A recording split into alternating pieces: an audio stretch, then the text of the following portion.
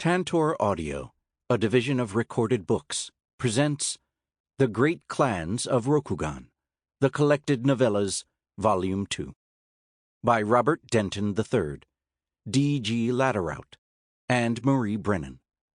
Narrated by Kaipo Schwab. Deathseeker, by Robert Denton III. Content warning. This story contains elements of suicidal thoughts and ideation. Chapter 1. In the dim light, Shiemi regarded her latest death poem. She was no wordsmith, and her simple calligraphy was wasted on such fine ink and crisp mulberry paper. But she admitted this was her best effort yet. It was better than the one her father had left behind, even better than the one left by her brother. But then, they'd each only had one chance to write a poetic reflection on their imminent deaths. Unlike them, Shiemi had practice. Tucking the paper away, she left the incense fog of the tent. The ashigaru were on the move, back banners fluttering in the crisp morning air. Samurai officers barked at them from horseback, herding them into rough units. She took her place among them, ignoring the gun-sole that bowed to her. On the opposite side of the freshly plowed field, a single line of enemy defenders assembled on the top of the town wall.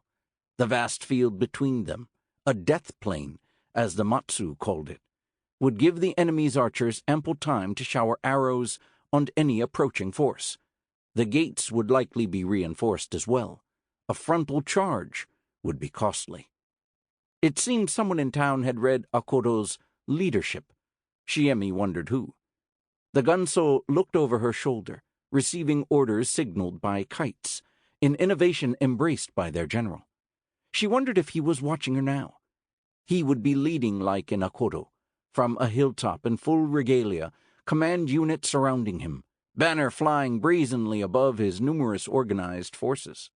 Whether or not they managed to seize the town, Matsu Katsuchiyo would irrefutably make his statement. He was a dangerous man to ignore. The ashigaru parted, revealing Shiemi to their enemies. She imagined how she looked to them, a white-painted face with black lips, stiff hair cropped short, armorless, except for lamellar guards on her forearms and legs, her threadbare kimono more patches than silk, and no sword. Wordless shouts carried from across the field. The defenders broke into a frenzy, pointing, hastily stringing bows. A few vanished beneath the lip of the wall, abandoning their posts. The sight of a lone Deathseeker could do that. She shut them out, tightening the straps of her iron claws as she focused on her objectives. Cross the field, scale the wall, open the gates. And if anything went wrong, throw herself into the thickest fighting and let the ancestors decide her fate. Matsu's order, the one she commanded of herself. Thundering drums. The signal. One final breath. Go. Shiemi burst into a run. Alarmed voices rose above the thudding of her heavy feet and the cascading thwips of the first volley. They fell short. She pumped her legs and pivoted, zigzagging. Arrows dropped like daggers in disorganized clusters. They'd trained to fire on a marching column, but she was a lone target. They hadn't accounted for something crazy, suicidal. Their commander is sloppy, came her absent thoughts as she ducked past another volley. Why wasn't he coordinating their shots to cut off her path? But she already knew the answer. Intelligence had suggested the local magistrate was away on business, leaving the town's defense in the hands of 3 young, untested deputies, who often squabbled. Katsuchiyo had rewarded well the peasants who provided that information. An arrow jabbed into her shin armor. She stumbled from the force but recovered. The archer should have been less hasty. You're not drawing the bow far enough, she thought. You're not thinking. But a warrior wouldn't need to think. Incoming danger would not have altered their mindset or influenced their actions, and now she could see them clearly, eyes wide like flailing livestock, useless weapons thrashing as though they were drowning.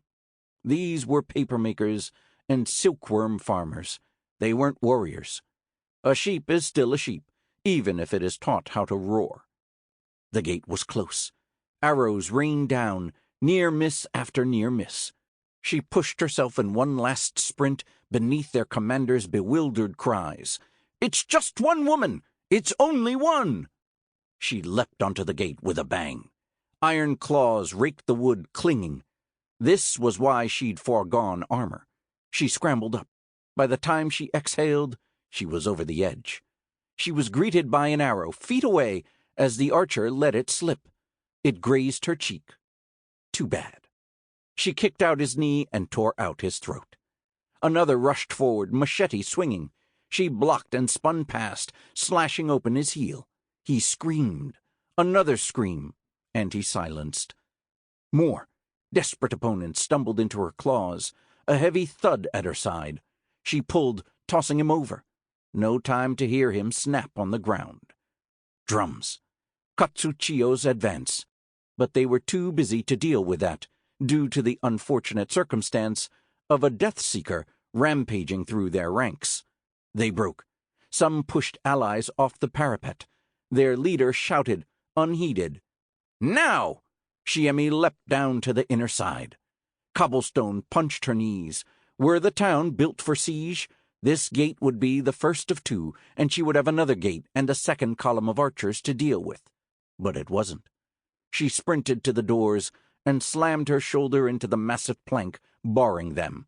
"Stop her!" A loud thunk by her ear. An arrow. She spun, lashing out. The closest attacker wrenched back, red grooves in his face. The others flinched. She gave them no time, charging. They fell like wheat to her scythes. Returning to the doors, heaving the bar aside. The gate burst open, the bang ringing in her ears. Soldiers poured in. The wave of Ashigaru wrapped around the town defenders like a massive snake in the square. The battle tide nearly sucked her up with it, but she swam against it, instead climbing the stairs to the parapets. Her gaze snagged on a man in ornate armor barking orders at the panicking defenders, attempting to organize them into a fish scales formation, where spear-wielders formed a protective shell around a handful of strong combatants. This way, they could funnel opponents into the combatants at the front to be methodically dispatched. But the formation fell apart, the defenders scattering, leaving each other to their own fate. The armored man's face showed only confusion as he was pulled beneath trampling feet. She shook her head.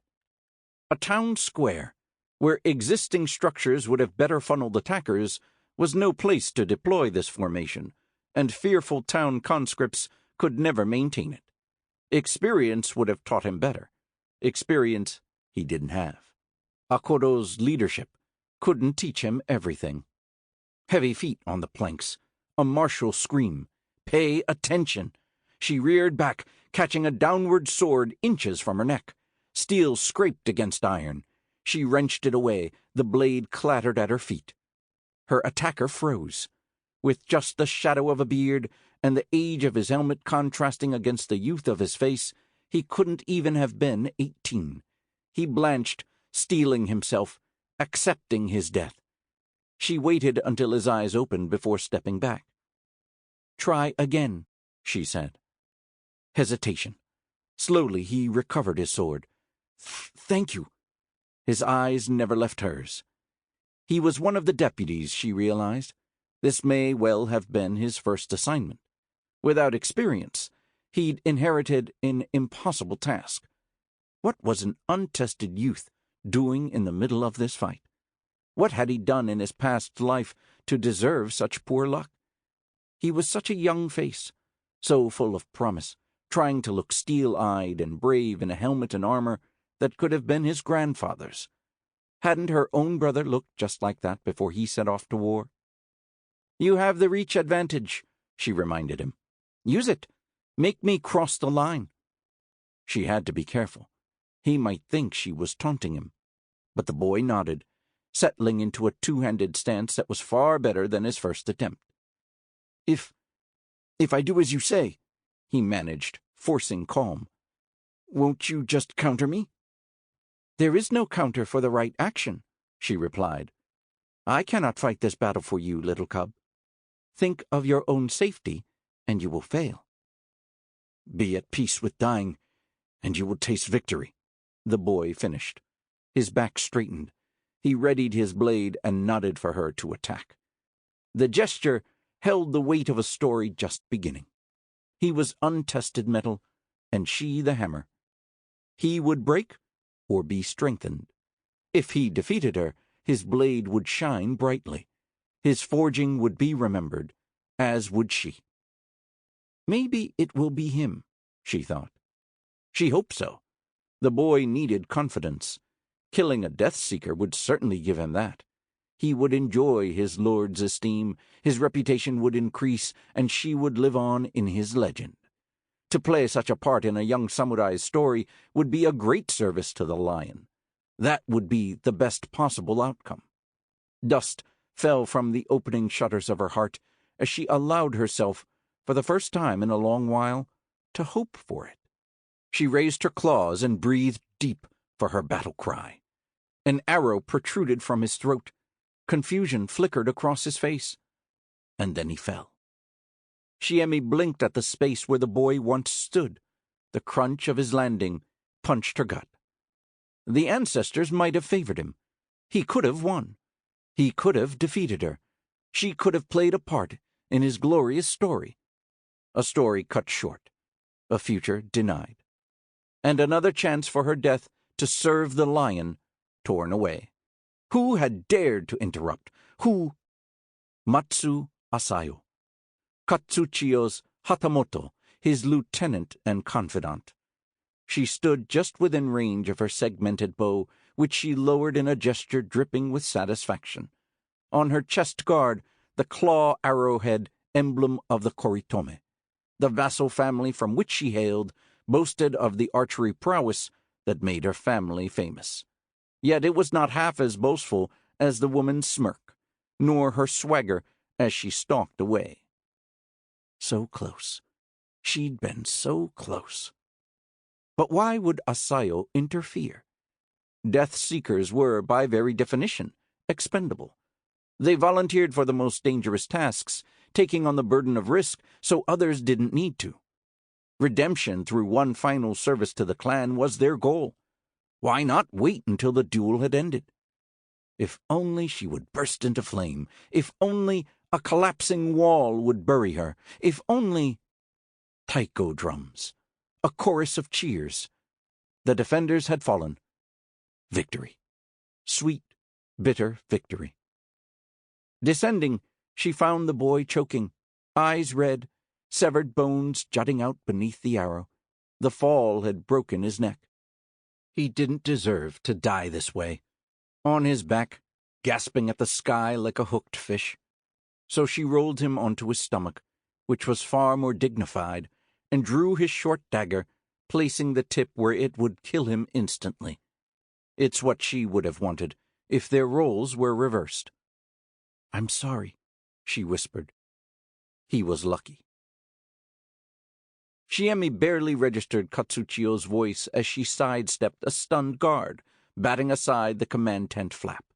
The eyes of his command unit turned away from the map on the command table to regard her. "When the other towns fall," he was saying, "it will foster doubt among his vassal lords. If he cannot protect settlements this far in his own territory, then how can they trust he will protect their estates while they make war on his behalf?" He paused, finally noticing her.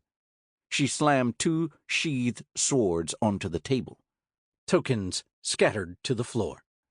Guards reached for their blades, but Katsuchiyo stayed them with a gesture. Only the crickets filled the lingering silence.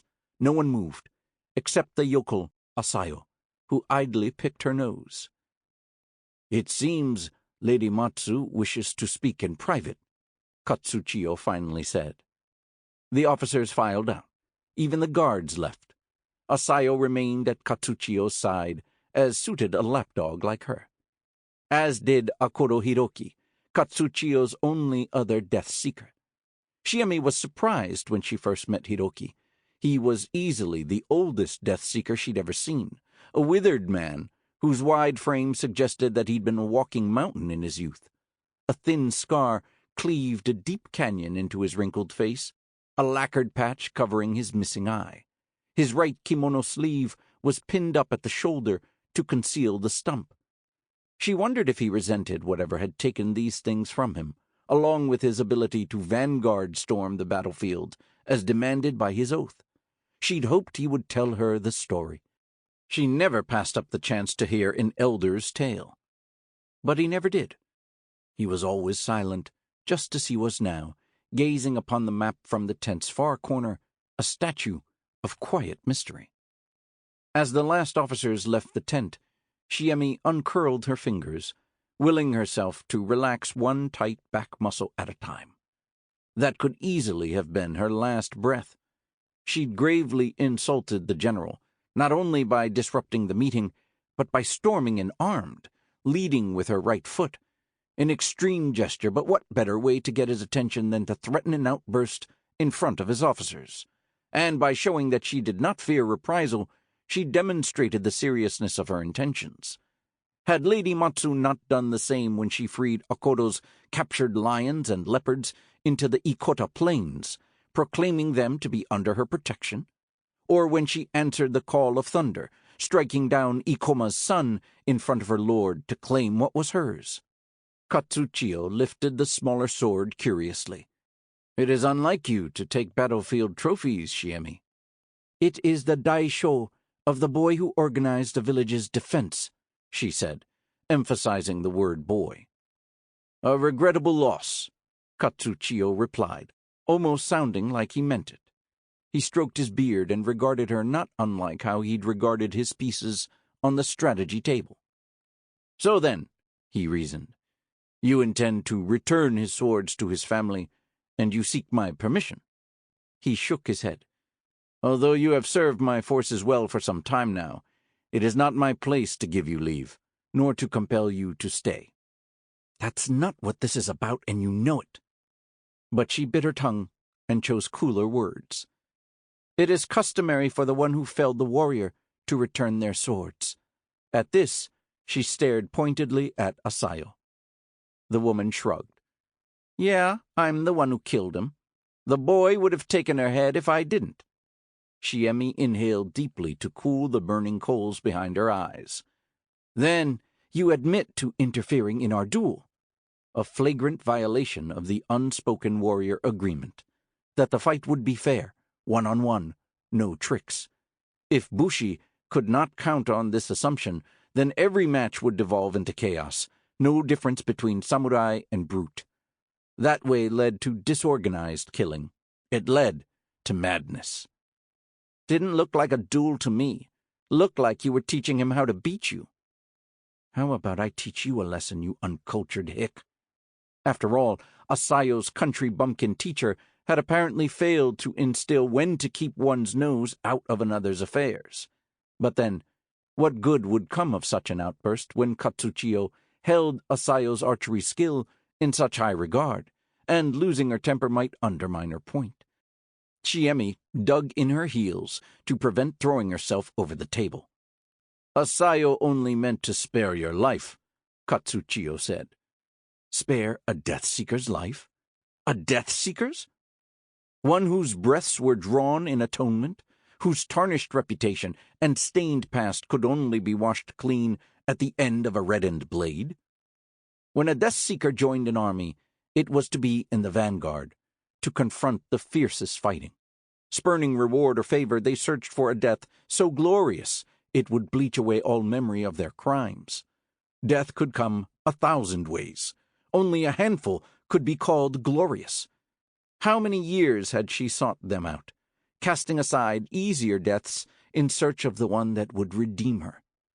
The Deathseeker oath was as serious as coming of age or marriage vows, as sacred and binding as oaths sworn before the emperor. What place was it of this hayseed, of anyone, to meddle in them? The worst cruelty is concealed by kindness. Asayo knew what the Deathseeker oath entailed. She knew exactly what she was doing when she'd released her bowstring. It was an insult, a cruel prolonging of her punishment. Surely Katsuchiyo realized this. and if he did not, then another Deathseeker would. Shiemi turned to Hiroki on his stool. "Honored Elder, please explain it to them. Tell them the nature of our oath, so that Lord Katsuchiyo might understand the full weight of the terrible thing Asayo has done." She glared at the archer. "So they might know what she stole from me." Wind rustled the canvas of the tent. The dim lantern light cast irregular shadows across the old man's scarred face. When he finally spoke, Shiemi had to lean in so that she could hear him. "In the 5th century, having committed herself to the path of redemption through service in the footsteps of Matsu Kirifu herself, the lone warrior Akodo Kakuime charged headlong into a force of 34 bandits. Impaled by their spears, she continued to fight until none of the bandits remained standing. Her incredible final act was witnessed by the poet Ikoma Ojiro, who, so moved by her courage, was quoted as saying that as she dove into the wall of spears without regard for her own personal safety, it was as if among her enemies she sought the face of death itself." He paused reverently. "Thus did the samurai who follow Kirifu's example come to be known as Deathseekers." "Yes, I know this already. Ikoma Ojiro was one of her favorite poets of the ancient styles. She'd studied his work, knew that play by heart." But she bit her tongue. Hiroki's age, reputation, and the grievous wounds he'd suffered all demanded her silence and respect. Even Lord Katsuchiyo said nothing in the silence that followed, not daring to interrupt before the old man had finished his thoughts. At last, he sighed. "It is a pity Ojiro did not have you there, Shiemi. You could have simply corrected him.